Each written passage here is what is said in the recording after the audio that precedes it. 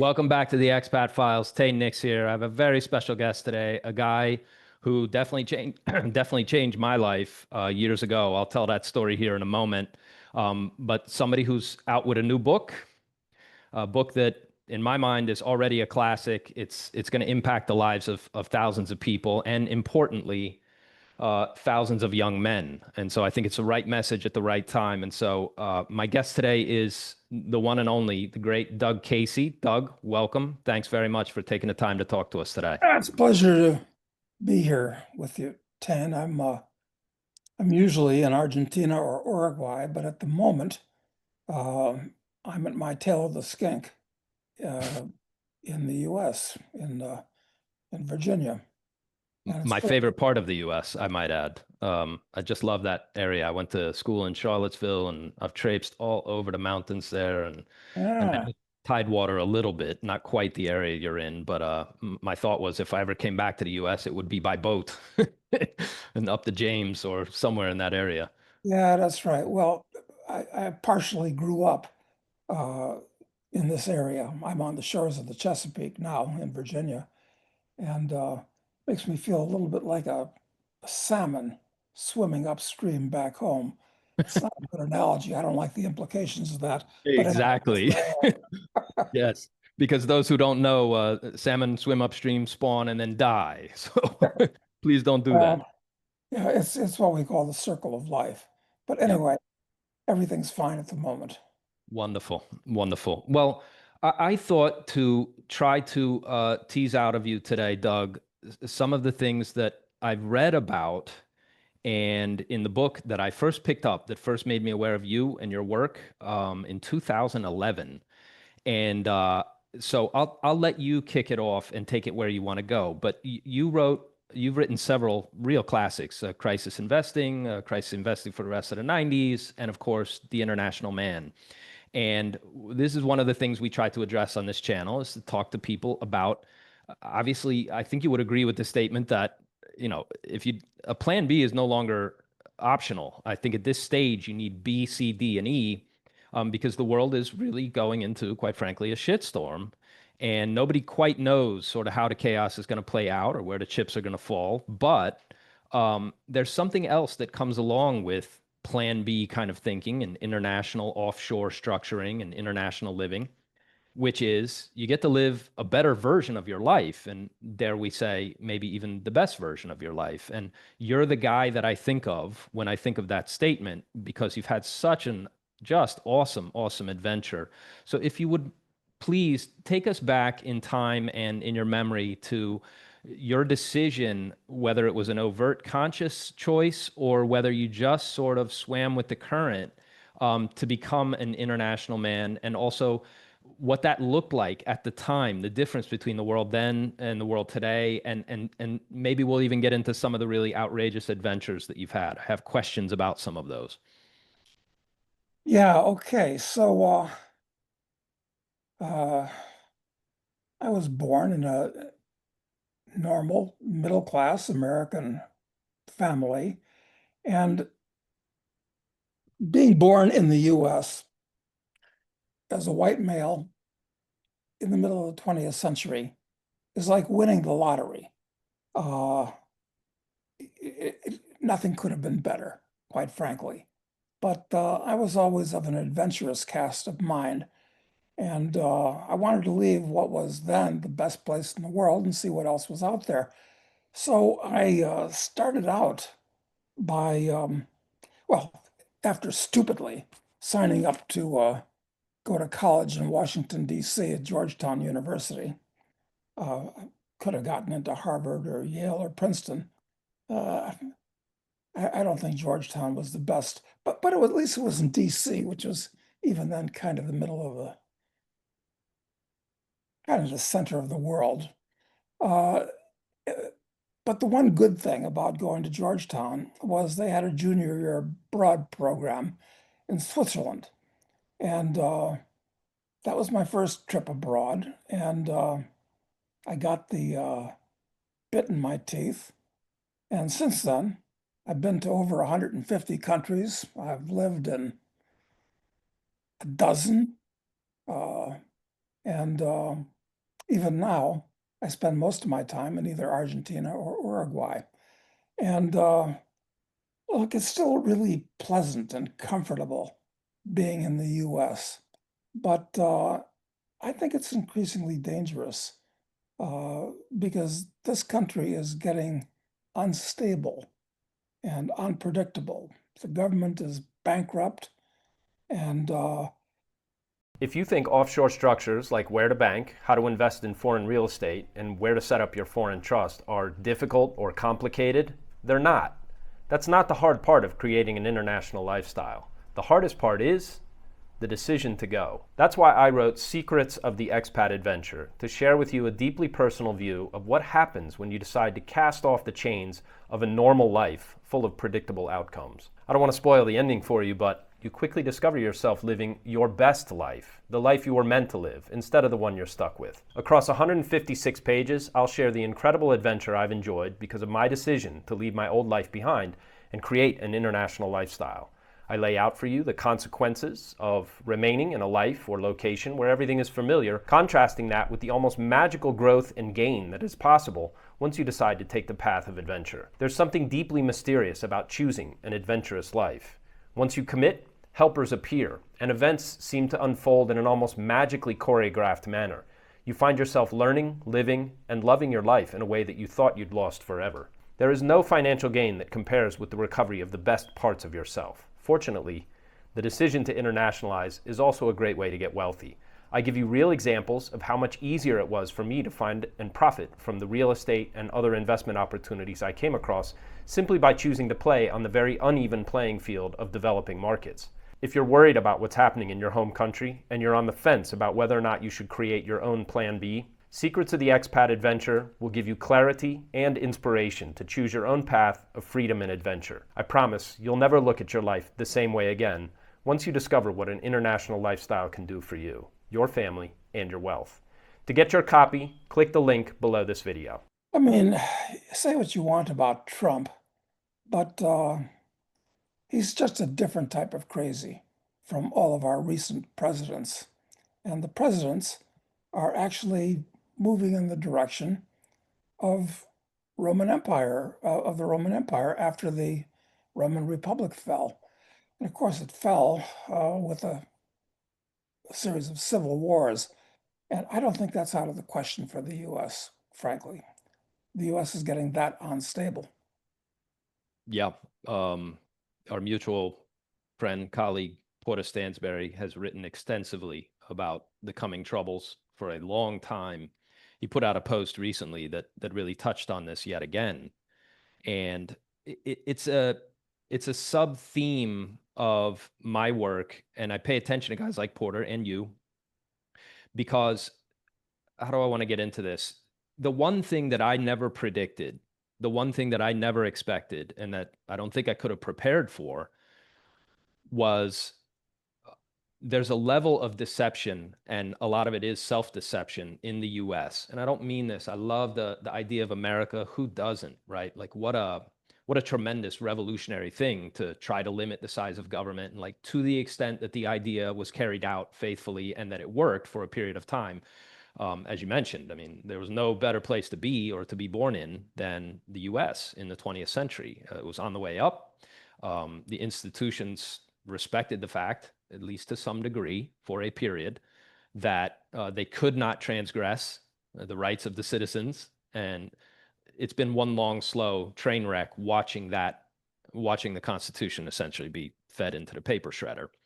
But the thing that I could not have predicted, and this touches on the very first work that I mentioned that I first became aware of you and your writing and your thought and your worldview, was that since 2020, the amazing and very, very disturbing amount of cowardice and the refusal to sort of call a spade, and the incredible enthusiasm with which not just the US population, but people everywhere have embraced the really shitty policies that have been handed down. Obviously, the whole COVID nonsense, right? Which in hindsight looks like a great big heist. and Oh, the tremendous paring back of civil liberties and just basic human rights. And that is continuing apace. Trump is obviously a better choice than the other person on the ballot, but this has been the problem for decades. That the idea is like, well, I'll vote for this candidate because he or she is the least bad option. And so to see people that you grew up either admiring or parents and right other people older than me um, acquiesce to things that could not possibly be true and then try to retrofit an explanation of why they did that was really disheartening. And my circle of true friends and sort of inner circle of people that I trust and listen to and still keep track of has shrunk dramatically. And maybe that was necessary. But talk about what you see, or I guess take that in any direction you want. I'm just sort of musing here. yeah. It's funny you mentioned the great COVID hysteria, and I am still shocked and mystified at the fact that there are apparently a lot of people in this country that are, I mean, I tried to avoid and succeeded the vaccine at any cost, but there are people that actually want to take it. Uh, this tells me that something about your average American that's very, very disturbing. Um, it's funny that reminded me of uh, what you just said. My second book was Crisis Investing, and it was a huge bestseller back in 1980. And I was fortunate that the Phil Donahue show, which was as big as Oprah or anything else back in those days, invited me to be on by myself for an hour with Phil the day before the national elections when Reagan was running against, oh, who was that non-entity? Jimmy Carter, I guess. Mm. And it's funny, I was going through the drill explaining the book to Phil and basically getting into an explanation of why I didn't believe that government served a useful purpose. Nobody identified as an anarcho-capitalist in those days, uh, just as a libertarian, frankly. But it's the audience liked me. Well, it's a little bit like the mob at Caesar's funeral. They clap for Brutus and then they clap for Antony because they're the mob. They're easily swayed. But there were only two things when I was on that show that they really didn't like. And it's unusual for a guest on the Donahue show in those days to be booed by the audience. Our youth. I'm the mother of 5 children. In your book or in your mind, do you have any suggestions as to what the youth of this country should do, what careers they can pursue, how they can formulate their future, possibly not to find themselves in this mess that you are describing? Boy, that's a great question. Believe it or not, there are parts of that book that are more devoted to philosophy than recommending a specific stock that you should buy to go up tomorrow morning, because it's all based on philosophy and understanding and that. The first thing the youth has to do is start thinking for themselves. I mean, just because everybody else is going off to college, I don't recommend they go off to college. Maybe they shouldn't. I'm sorry I went to college. It was a misallocation of 4 years of my time and $20,000 of my parents' money. Now, if I'd had somebody to tell me that, it might have helped somebody, and I hope that that comment helps somebody that's in the position I was. I don't think they should think in terms of working for some big corporation or getting a job, quote unquote. They should think in terms of what good or service can I provide to the other 4.5 billion people on the planet? And the two things were, one, I said that I regretted spending 4 years in college. And the other, since the election, was the next day, I had to explain why I wasn't voting. And they booed for both of those. And it's odd. This is not that I'd ever want to be a public figure, but when you have views on those two subjects, education and politics, that I did, it guarantees that you're going to be way off on one side of the bell curve.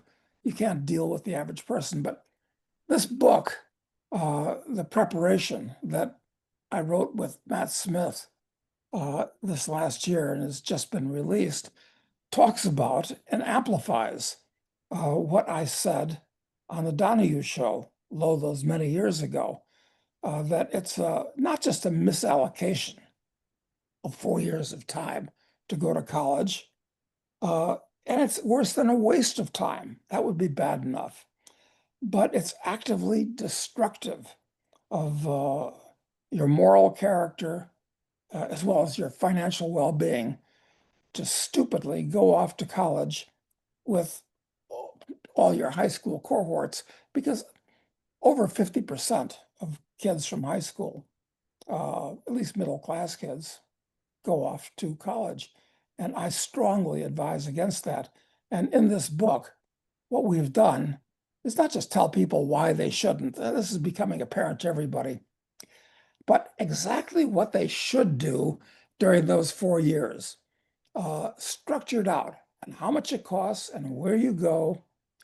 And the object of those 4 most important years in a young man's life is to transform yourself as much as you can into becoming a Renaissance man, somebody who's capable of going anywhere, doing anything, confronting anything. So that's what this book is about. And Brilliant. I think in today's world, young men don't have a guide. They go to college and they're corrupted and bankrupted. Well, that was certainly my take. And I started my own version of the preparation by sheer instinct. Now, I started a little later than Maxim, who was on the podcast yesterday. And you and I shared the same experience going to Europe, to Switzerland, as it happened. I was in Zugerberg, which is a Seilbahn ride up the mountain from the town of Zug on Lake Zug. And I was like dying and going to heaven. I mean, the place is very similar to Virginia, where you are now, and where I went to college in Charlottesville at UVA. And so the year I spent in Europe really threw the doors wide open on not just what was possible in my life. I mean, I too had a real yearning for very serious adventure, like the hardcore kind. I was going to sail around the world, and I sailed enough that I didn't need to actually spin the globe. And I had reasons for not finishing that, although I still go sailing. I was out this weekend. But talk about talk about the early days of Doug Casey, from finishing undergrad. I know you had a job or two in the States, but when did you really set sail on your own adventure, and where did you go first, and how did that unfold, and what kinds of seat of the pants kind of adventures did you have? Because I've read about some of them. If you can pull up anything from your memory, share with people sort of what you did and why, and sort of how that was very like your views. I've watched the episode on Donahue. It's a classic. It's actually a good laugh, right? To see people's reactions. Talk about why your mindset and how you formed it, and how you formed your worldview that led you on the adventure that made you the fine and notable fellow you are today. Well, it's wild and crazy. And that junior year in Switzerland, I actually got involved in my first real entrepreneurial venture where there was real money involved. I'd always been a car guy, still am, but I was a serious car guy back in those days. And I noticed that everybody in the US, wasn't hard to notice, that was a car guy, wanted to own a Ferrari or a Lamborghini or a Maserati. And I checked all this out in Europe and found that these cars sold for half in Europe what they did in the US. And was an obvious anomaly. It was a clear arbitrage opportunity.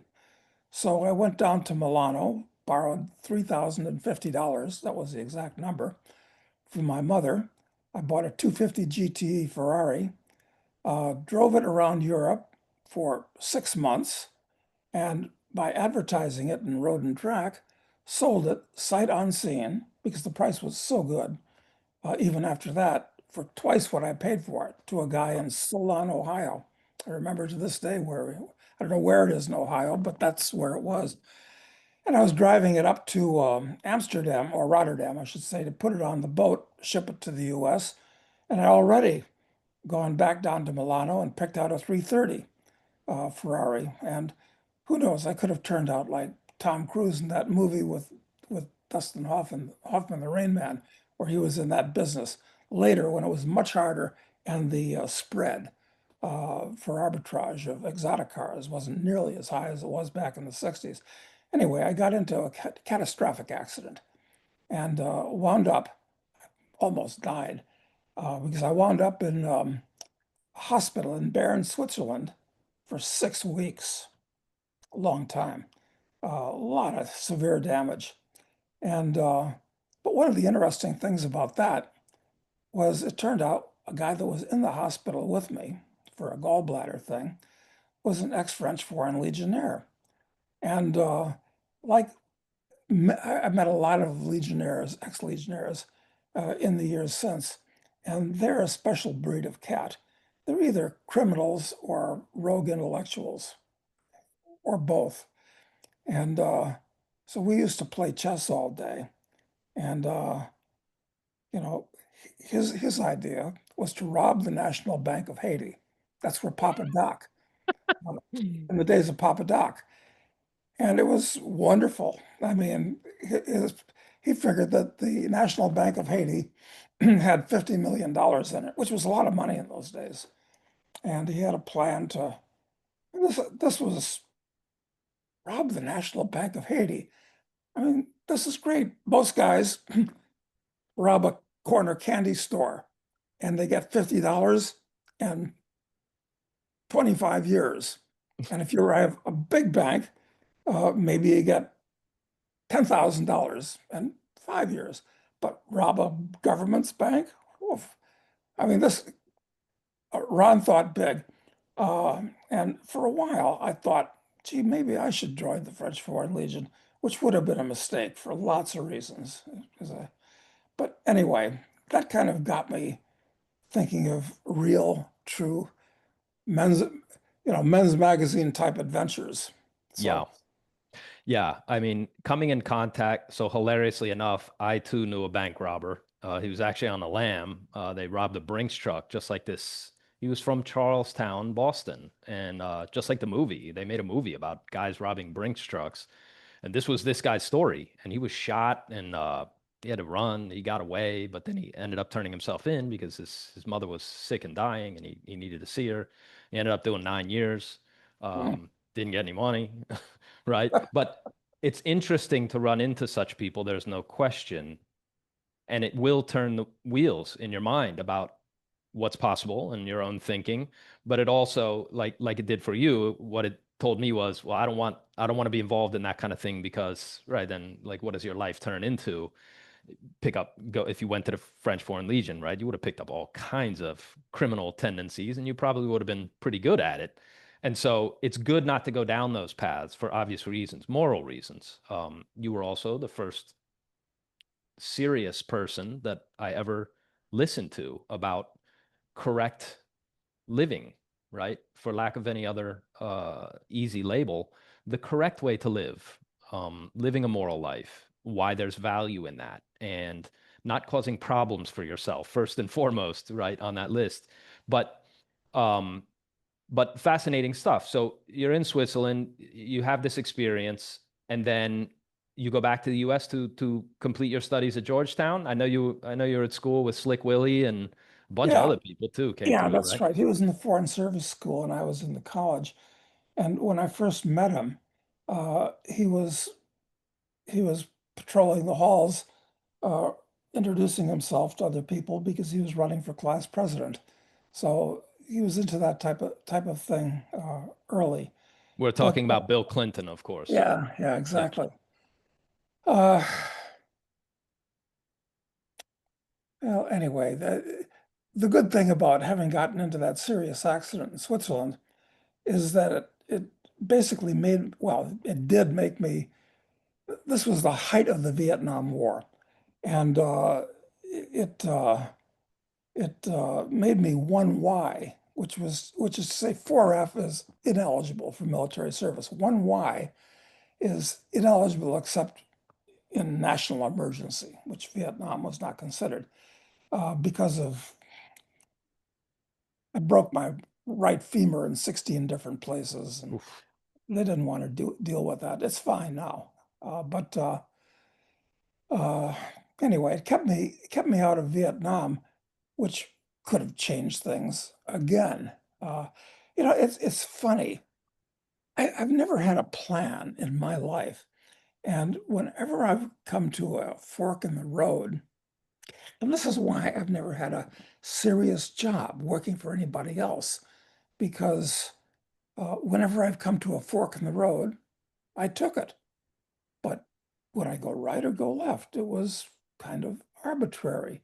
I was following my nose. Fortunately, everything worked out well. But that attitude is one of I couldn't work in a cubicle doing what I was told by somebody else. And it's why I was glad that I wasn't never went into the US military, because you have to follow orders arbitrarily, maybe from people you don't like or don't respect.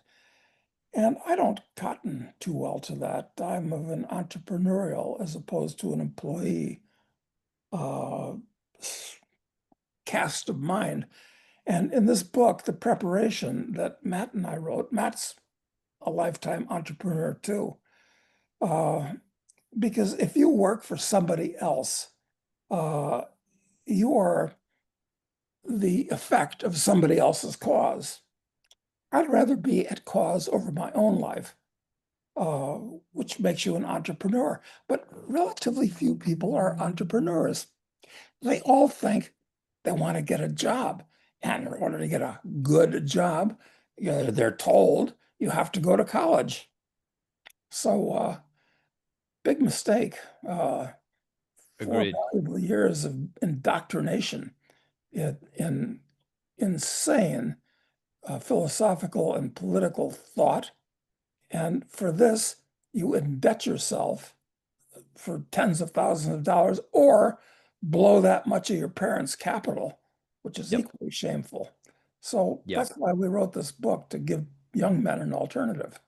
Well, the entrepreneur is, I mean, if you mythologized, I was a deep reader of myth, and the works of Joseph Campbell took me deep down that hole because there's an interesting parallel between Eastern mythology and Eastern medicine, which is what I study, Asian medicine, and the clear and obvious contrast to Western mythology and its hyper emphasis on individuality and reductionist Western medicine. So that's a conversation for another podcast. But the entrepreneur is the hero of the modern mythology.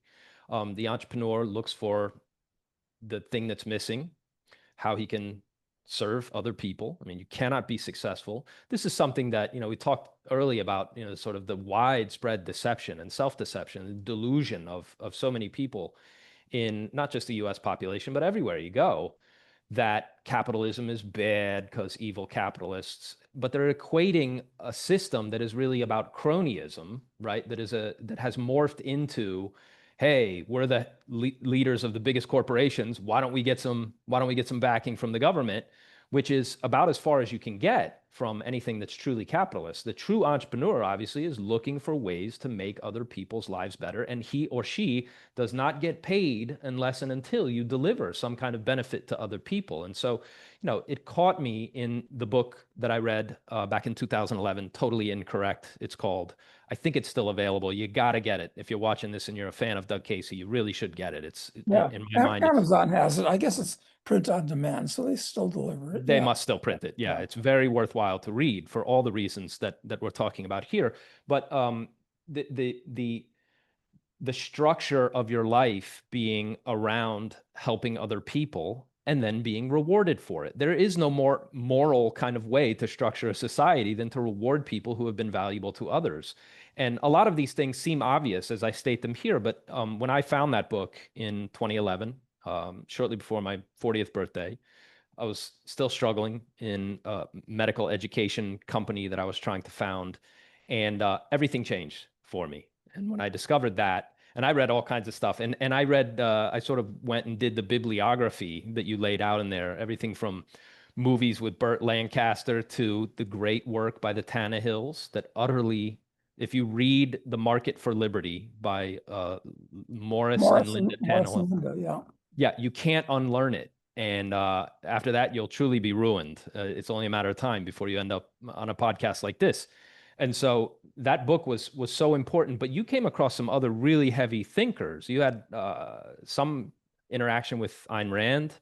Some of the other people that Well, you came across had to form you on your path that really kept you going. yeah, that's right. I would say that when I went through college without having read Ayn Rand. I'd heard of her, but certainly. But I, the first book I read by her was The Virtue of Selfishness. And I read the first page of The Virtue for Selfishness, and I actually had to put the damn book down because instantly the first page of that book crystallized things that were in my mind that were inchoate, unformed yet.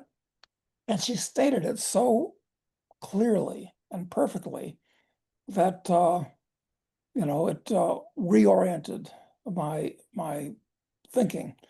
I mean, look, a lot of things in life will change the way you think, hopefully for the better.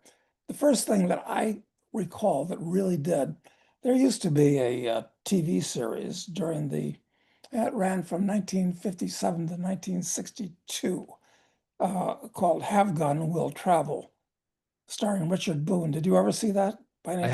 I have the entire disc set sitting on the bookshelf to my right. Ah, then you know what I'm talking about. I mean, I don't know how they managed to do it, but the writers of that series were so sound. I mean, here we have Paladin, who's basically a Renaissance man. You find him sitting in the lobby of his hotel where he maintains a suite of rooms, often playing chess with the chess master or just escorting uh, a beautiful lady back from the San Francisco Opera after spending a day at the San Francisco Stock Exchange. You get the picture. And uh, he's reading the paper looking for adventures, and he'd always find somebody somewhere that had a problem. And he'd figure, I can solve this problem. And then he'd bring out his card that says, Have Gun Will Travel. And most people from subsequent generations uh, don't know about that series and don't know where the meme "Have Gun Will Travel" comes from. But Paladin would go for an adventure for the next half hour and solve people's problems. Now, he'd often have to kill somebody, but that was always the last alternative. So that series is, uh, I'd say, was pivotal in the way I've subsequently came to think. It opened a way of thinking. In other words, uh, there's no reason for being unemployed or not having everything you want. All you have to do is figure out how you can solve other people's problems. But in order to solve other people's problems, you have to qualify yourself. You have to have skills. And also you have to have the right mindset. And that means a basic morality. In other words, you have to be what I'd call a stand-up guy that people trust because they know you will do or attempt to do the right thing. And that's a critical part of this whole thing that we're presenting in this book. It's not just a question of having skills, but having the right attitude. And I don't want to go on too long on this riff, but No, but I was going to say we could stop the podcast right there because it's such a valuable nugget of wisdom Paladin was Richard Boone, the actor who played Paladin in that series, was a cultured man of action. He understood that the world is obviously not going to just lay at your feet that which you desire, and that you needed skills, and that his skill in solving problems, because it was a TV show. I mean, that show was really a kind of high watermark, really, that in the popular psyche, there was a Hollywood series or like a big time production TV series showing a character, right, who exhibited those kind of qualities. There's never been anything quite like it, except perhaps your High Ground novel series, which we'll wrap up with because we want to get the update. But that I think you're right about that, and I guess there's a question. I have a question, and it has no answer because I don't know how this happened either, but by instinct and finding your book, and I was well along in my journey by the time I discovered you and your work, but and my journey started roughly at age 25. That's when I went to Europe. The world opened up for me. I backpacked through Spain, and I didn't stay in any kind of hostel or pension for 27 days. I remember it was very funny. I had a banjo. I was playing a banjo at the time, and I backpacked with a rucksack and a banjo, and I would just sleep outside. Spain is infinitely livable. And a woman, a nice American woman, big-hearted people, Americans. She saw me in a doorway picking my banjo, trying to learn a Flat and Scruggs tune, and she came and she may have given me a couple pesetas or I forget what, but she put her hand on my shoulder and she said, there, it'll be okay. Like this kind of gesture. And I thought, wow, it might be time to get a haircut and a shower. But that kind of like, no, I'm gonna take this adventure as far as I can. And I knew that I could live with very little. I had money. It wasn't like I was being paid well to teach at a Swiss boarding school. And I knew that I was on to something truly, and I had a motorcycle too. I rode all over Switzerland on my bike. And I knew that I was going to take that adventure as far as I could. And so I left Europe after 1 year. I had a 2-year contract. I put in my papers and told him I wasn't coming back. And I had met an old man in Charleston, and we took off on a sailboat. And I learned to sail. I ended up in Cuba. So we didn't go far geographically. We spent about 6 months in the Bahamas, including Hurricane Mitch, unpleasantly enough, on the Bahama Banks. I won't say it's the closest I came to dying, but it could have gone either way. We lost 2 anchors. The last anchor held, and the storm blew itself out. It wasn't bad at that point. It had already reformed after coming across Florida, so it wasn't that strong. But I knew I was going to take that adventure as far as I could possibly take it. Money be damned. And I did get myself into a financial corner at one point. I could not have continued without my backing of my family, and I felt very bad about it. And I didn't deserve it, quite frankly. But they saw at that point, at the point that I actually needed help, they saw that I had done something that mattered to me. This is the point of the preparation, right? Like, live the life you want, not the one you get stuck with. And if you don't make decisions, you will get stuck with a life you don't want. That's just the way that's the way society itself is structured. Mythology, again, has a lot to say about this, right? When you feel that call to adventure, and you'll first feel it when you're young, you take it. You get to the fork in the road and you take it, damn it, right? Because if you don't and you reject the adventure, you will live in hell. That is the message that all mythology teaches, and that I think I have seen in the lives of other men that I friends that I've had along the way, who really rejected the adventure. And I get very flattering remarks like, I wish I had gone and done what you did with your life. And so it's tremendous to see that what you guys have written in the preparation is correct. It is factually accurate. It is true. I had this conversation with Maxim, the other co-author on that, and Matt's son, yesterday. When you decide to go, helpers appear, doors open, opportunities, out of nowhere seem to fall into your lap. He was telling us, as he got an EMT certification.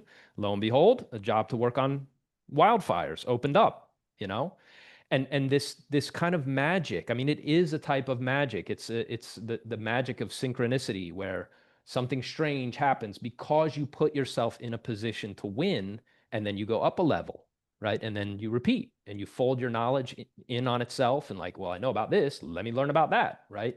And that's really the gist of the book. I think you captured it pretty well, but that's my 2 cents too. Like, this magic is real. And you can go way further and do a whole lot more than you ever thought possible. So here I am hogging the mic on you here, Doug. Oh, no, but no, I mean, I appreciate that because what you're saying is precisely, it's exactly what this book is all about. And I mean, the first time I went to Charleston, South Carolina, which is a great town, uh, it was on a treasure hunting expedition, believe it or not. So that worked out poorly. And oddly enough, you mentioned the Bahamas after that. And our little expedition, which was supposed to take this, it's a long story, but we had this 135-foot ex-US Navy minesweeper, and it looked more like a target drone than Jacques Cousteau's boat, which was also a minesweeper, same thing. And that boat wound up sinking on a reef in the Bahamas when the management stole it from the crew, and long story. Good But it was heavens. fun. I mean, I did a lot of diving on wrecks, although we never got down to the Caribbean. But, it's a good thing we never got down there because we were young and stupid. There were 30 of us. And if we'd gotten down to an area off the coast of Colombia called the Quito Sueño Banks, we didn't realize that the Colombian government probably would have towed us in for violating what laws if we hadn't sunk on one of the reefs, because the reason why there were a lot of Spanish galleons there was because it was full of reefs. And how stupid were we? We didn't even have a lifeboat on this boat. So you do this kind of stuff when you're in your 20s. Well, it brings up two things about, especially here, I'm talking to young men. It brings up two things, which is if you're going to go on the adventure, there is no safety net. Now, I had family backing. There is such a thing. Like if anybody's going to back you, it's going to be your blood. And my parents cared very much that I didn't lose my life. But it's also dangerous, right? There is an element of car crashes, right? I mean, Maxim's learning to fly. I mean, there's he crossed from Falklands to, my goodness, all the way to the tip of South America. That's a notorious stretch of ocean, as every sailor knows. And so there is an element of you got to be all in because there is this. I don't want to say like there's no going back, but if you're going to do it properly, you do have to burn the ships and you have to contend with the fact that you're in a dangerous situation. You did not follow the path. Here I'm talking specifically about like society lays out a path for you. It's not the path you want. And if you follow it, there's almost no chance you're going to end up happy and fulfilled. And like you get to a point in your life where you can look back the way you're doing or the way I can now, at least with the part that I've lived. But that you have to understand that the safety net is gone. Right? Like you don't get to, oh, I got fired from my job, so I can get hired over here. Like that does not exist for entrepreneurs. That does not exist for people who take a 125-foot old minesweeper to the Caribbean and try to dive on Spanish galleons and end up sinking. There is a part of it that is, and I think it's an important part that men face danger, not stupidly. And you said stupid. Okay, fair enough. Like it would have been better to have a lifeboat, but you made it. You made it out of it. And I've had situations like that in my life where in hindsight, I was like, wow, that was a little dumb. I should have prepared a little differently. And I think that's also the point of the preparation is get these basic competencies, get things that make you valuable no matter where you go, because wherever you end up, you're going to be useful to people, not just like a great conversationalist, but that like Maxim, if there's an emergency, here's a guy who knows how to staunch a wound, broken bones, like whatever it is. You have value to people. There's nothing that makes you welcome faster than being really valuable in a really tight spot. And so danger, lack of safety net, the ability to sort of, right, get back on your feet when things don't go the way you want, that's all part of it. Yeah, that's right. It's you have a choice in your life whether you're going to take the high road or the low road, whatever. But in America, we have such a high standard of living. Uh, everything's soft, everything works, everything is controlled. It's kind of falling apart fraying around the edges at this point. But you don't want to be a potted plant your whole life, where somebody's feeding you Nutrigrow and watering you, and it's not a very fulfilling existence. So, and it's not a good survival strategy for a human being to be treated like a house plant. So, yeah, I'd say go for it to young men, because if you miss the boat, uh, once you get married and are burdened by mortgage payments and car payments, which are about what mortgage payments used to be not long ago, uh, and have to toe the line at some job as an employee, eh, it's probably game over. It's game over. Yeah. And children too. Obviously you do not behave this. I had this conversation with Maxim. Like at 53, I do not behave the same way that I did at 23, right? There wasn't much that I couldn't recover from or figure a way out of. And I mean, I have stories I can't tell on this podcast. But that too is part of the journey. And you have to recognize that you have a small window. It doesn't matter where you start. And in a certain sense, it doesn't matter when you start. If you're an older guy, you're in your 30s or whatever, you still have time. I mean, until children come, I think children is really the big mile marker, because Probably the big thing. Yeah. yeah, That you that want to do right by your kids, like yeah. you can't just run off like a jackass and go do dangerous stuff or anything else. I mean, it's not advisable, right? I took my tiny sailboat over to Vieques this weekend. So that's a pretty good sail. It was about, I don't know, 40, 50 miles total, and sailed the South Coast and put in at various bays and all the rest, and just a marvelous adventure. But, I plan for things to go wrong, and like I have ways to get myself out of serious danger, and I try to stay, like if I got to swim for land, right? If I get dismasted or something crazy like this. And so there is a way to mitigate danger, but you don't act the same way at 23 that you cannot act at 53. You have to recognize your life is a fleeting kind of one-time, limited time offer. And if you miss it, tragedy, really. I've seen it. I've really seen it. It's Yeah. tough to see. Yeah, the reason why young men want to take advantage of those 4 years when instead of being indoctrinated with really stupid concepts from professors who do nothing but talk, is that you're basically at the peak of your physical powers. And by the time you're 35, your body starts gradually betraying you until at some point you just can't do all the stuff that you could have done earlier. Bingo. And the thing is that as people get older, what they regret, typically, unless they're criminals who do all kinds of bad things, people basically regret not the things that they've done, they regret the things that they didn't do. And that Exactly. is what this book is about. It's doing it now so that you not only want to observe all the Boy Scout virtues, of which there are 12, and I can still repeat them because I used to be a Boy Scout, but you have lots of skills that you can take advantage of. And it will make you, you know, one thing I try to explain in this book is that the three most important verbs in any language are be, do, and have. And in the US, well, everywhere, but especially here in the US, have is the big verb. I want to have a great job. I want to have a lot of money. I want to have a good looking girlfriend. But this is silly. This is backwards. In order to have anything, you should do things, which means you have to be competent and have abilities.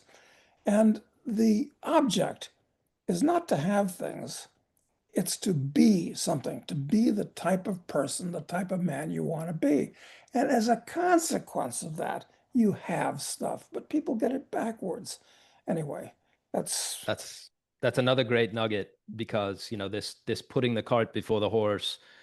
People, I know people.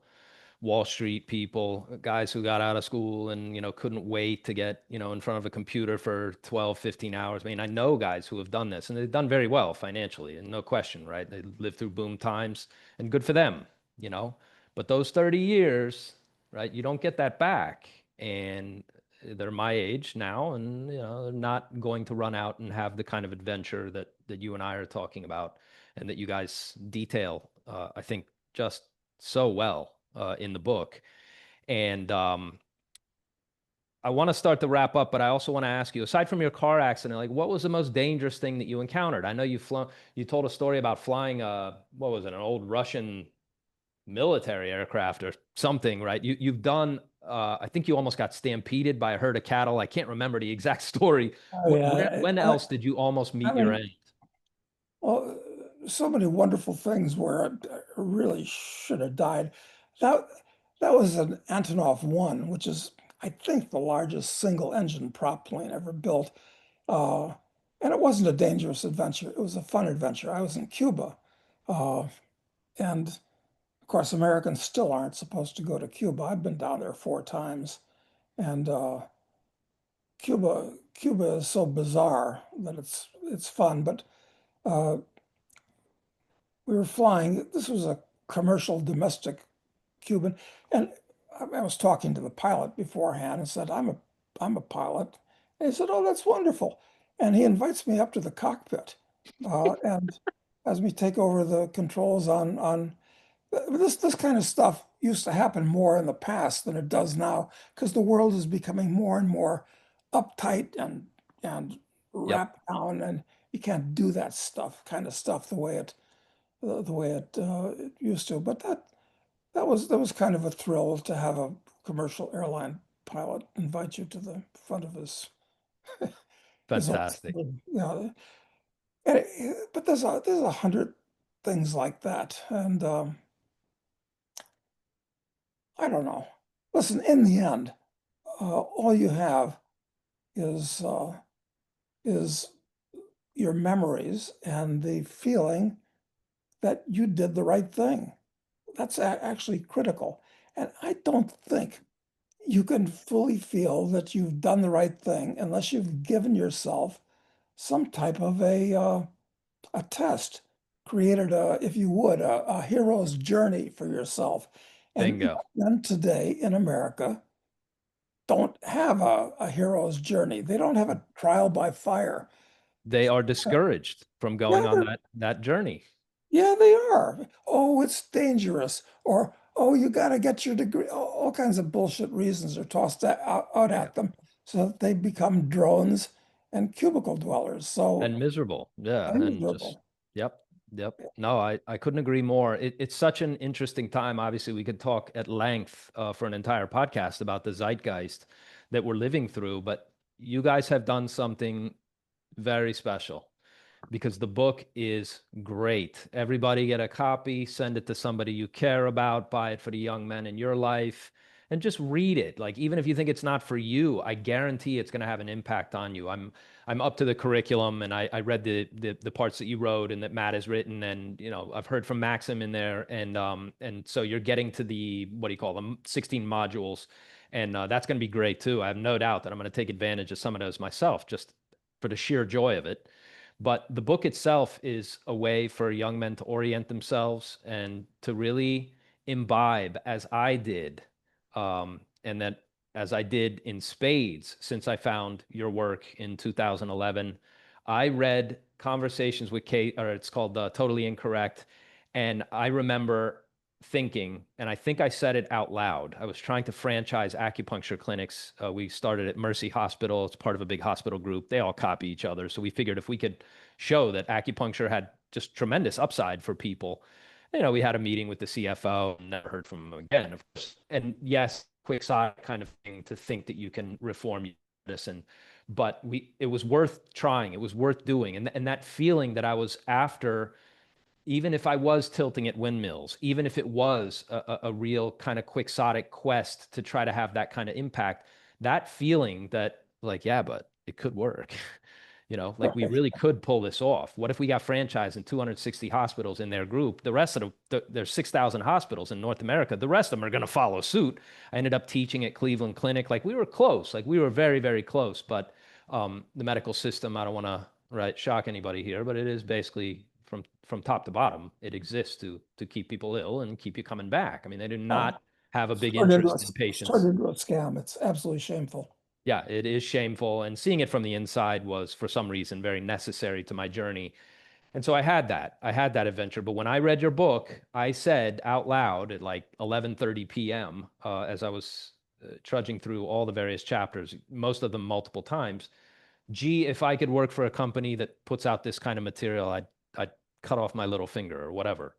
And 7 years later, I got hired at the Agora division that also was managing Casey Research at the time, your former research company that I know you sold to them. And it changed my life.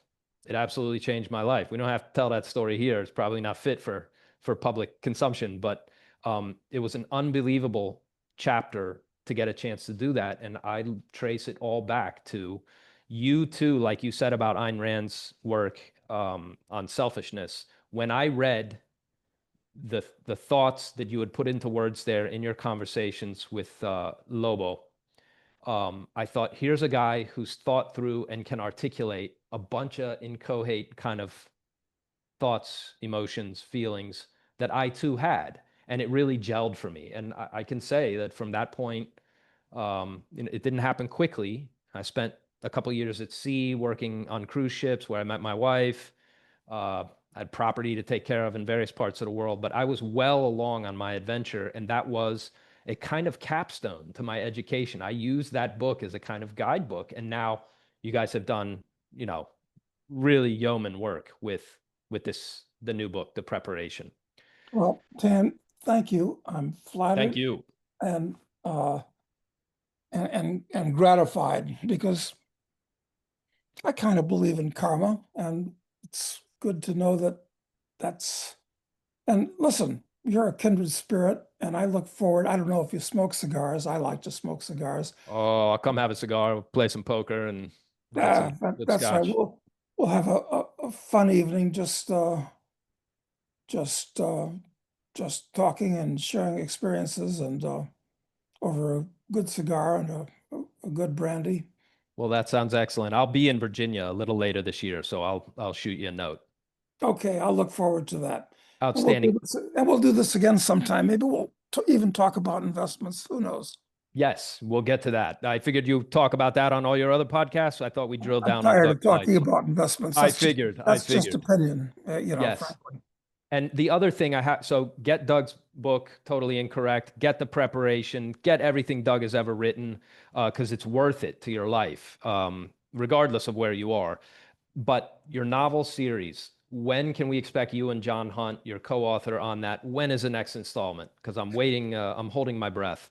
Well, the way you co-author a novel, at least as far as I'm concerned, is each person.